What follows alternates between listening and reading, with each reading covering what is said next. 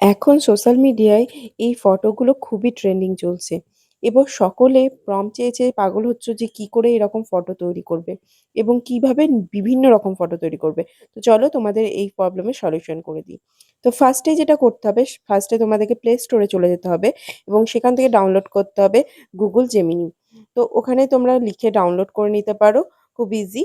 তারপরে সেটাকে ওপেন করে নাও, যাদের ইনস্টল করা নাই অবশ্যই ইনস্টল করে নাও এবং প্লাস যে আইকনটা দেখতে পাচ্ছ ওটা টিপে তোমরা চলে এসো গ্যালারিতে এবং গ্যালারিতে তোমাদের যেখানে সবথেকে ভালো ফেসটা আছে সেই রকম কোনো ফটো সিলেক্ট করো এবং সেটা সিলেক্ট করার পর তোমাদেরকে দিতে হবে প্রম্পট। এবার এটাই হচ্ছে মেন পার্ট যেখানে তোমাদের ডেসক্রিপশনটা লিখতে হবে যে কি তোমরা ফটো চাইছো। তো আমি খুব সহজ পদ্ধতি তোমাদের বলে দিচ্ছি, যেটা তোমরা চেঞ্জ করলেও তোমরা বিভিন্ন রকম ফটো পেয়ে যাবে। এখানে দেখো রেড লাইন করা আছে। এই জিনিসগুলো তোমরা যদি একটু চেঞ্জ করে নাও তাহলে তোমরা বিভিন্ন রকম ফটো এখান থেকে পেয়ে যাবে।